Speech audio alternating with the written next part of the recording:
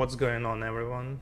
This is Derex, and in this video I will showcase what was so broken about the released version of Tanya, and specifically her Pyromancer variation.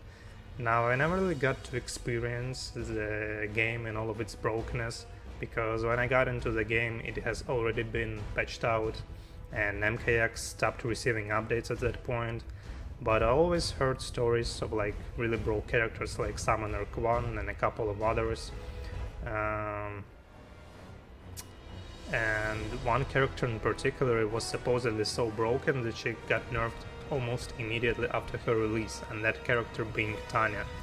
And we all remember that meme, Top Tanya, and the infamous CEO 2015, when there were like 6 or 7 Tanyas in top 8. So I always wanted to know what was so broken about her on release, and I finally got my hands on a specific build of the game, which was essentially the Tanya's patch that came out on June 2nd, 2015. I spent a lot of days trying to make it work, and I finally did it, so here we are. This is a Tanya's patch. As you can see, only Tanya and Jason are available as DLCs, no Tremor and no Predator. So we're gonna delve into what made Tanya so broken, and specifically what was broken about her Pyromancer variation, even though almost everyone was using her Kabujutsu variation. Now, Tanya has received a lot of nerfs since her release, and most of those nerfs were given to her teleport, because Tanya's teleport was very different on release. First of all, it was invincible during the animation, so she could avoid a lot of stuff with it. For example, let's set KC2 reversal, not buster.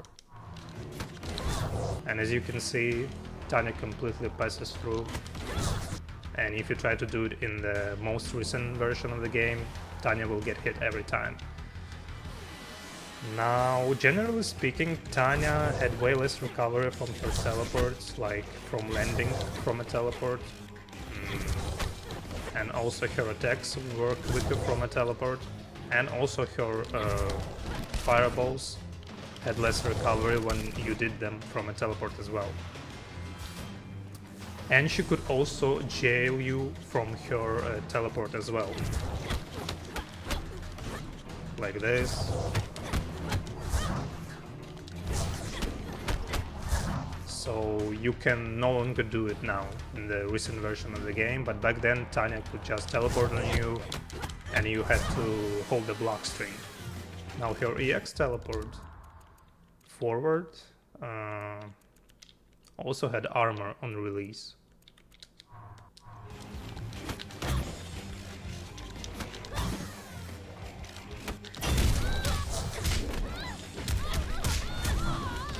So that essentially means she had a 7-frame armored launcher, which was probably like the best wake up in the game, because it was so insanely fast that you could not react to it, and she also recovered way faster after it on the release. And then they added the 10-frame delay to her EX teleport in the first patch. And also her teleport cancel was also nerfed on release. It was way faster, so she was probably way safer, or even plus after certain strings. But yes, those were the general changes that were made to her teleport, and since the Pyromancer variation was mostly like about zoning, she benefited from them a lot. Like, she could just run away, throw a fireball, teleport, you know, all the good stuff. The teleports were invincible. It complemented this variation a lot. Now, what made Pyromancer specifically broken was her shroud move. Now, I tried to look on the internet and in patch notes about this specific change, and I couldn't find it for some reason, but apparently Tanya's shroud was +10 on block, both the regular and EX version. And if you look it up now, in the current version of the game, it is -4. So let's recap what Shroud does. Shroud is an advancing move. As you can see, it covers a lot of ground. It also hits mid, so you cannot duck it.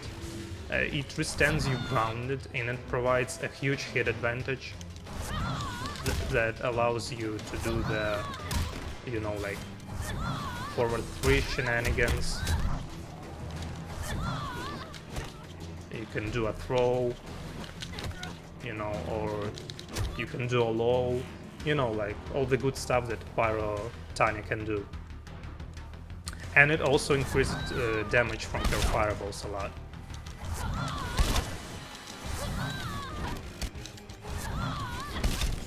Like that. And on top of that, it was +10. And the EX version still had armor. Right now, it has 2 hits of armor, and back on the release date, she had 1 hit of armor on her EX Devil Shroud. Now, let's look into what that means for Tanya. So Tanya's standing 1 is 8 frames, and her Shroud being +10 means that she could actually block infinite you if you're like stand blocking.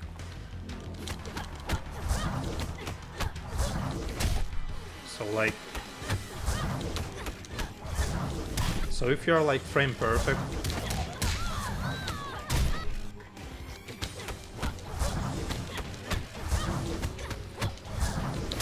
you cannot avoid it.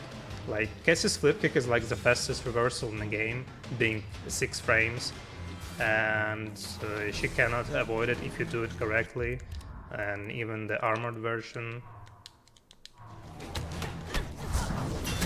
if you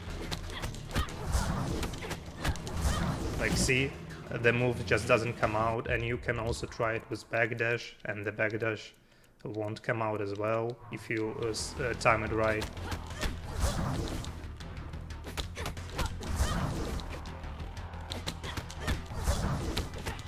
Yeah, like that. And even if you like off your timing, you can always do forward 2 and catch their backdash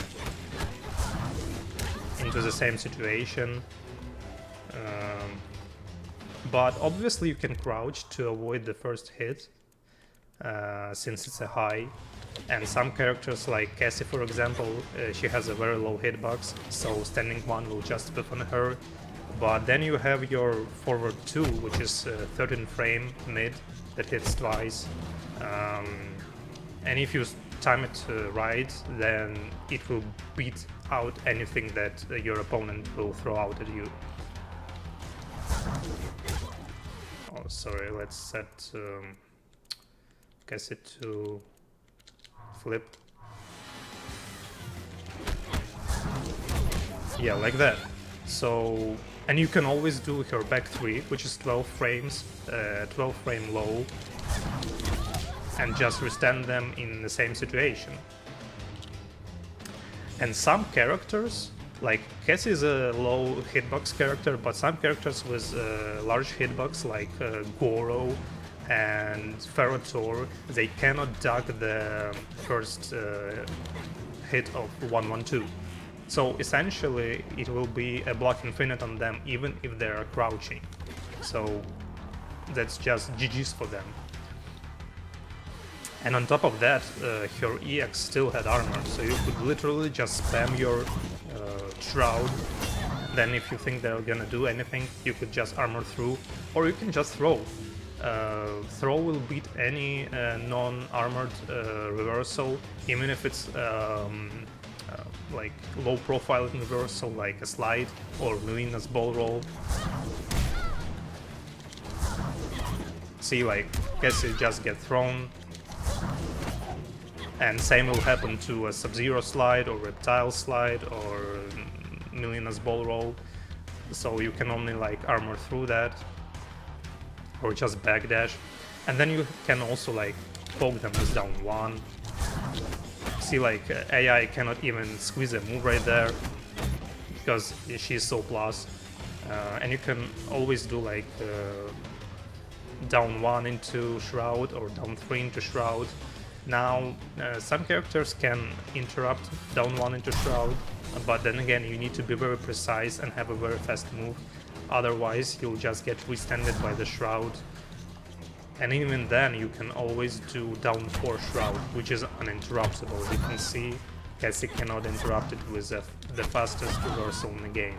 So you could literally just loop your opponent like that. And the only way to avoid it is to use armor or backdash. But then again, if you use backdash, you can just use other options, like down 1 shroud will catch backdash, so will down 3, and then you have your forward 2, which will catch them, and do a drill kick, which was also, the EX drill kick was armored on release. So she had a lot of armored options to cover her opponent's armor, and generally like her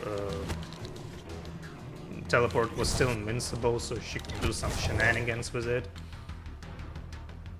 and essentially infinite her opponent, especially if her opponent has a large hitbox. So Tanya could essentially just like teleport on you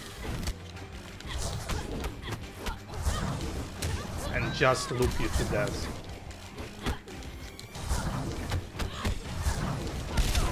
And then there is always like a risk of eating a fireball, getting restanded into a 50-50 situation, you know, like doing a throw or doing a mid.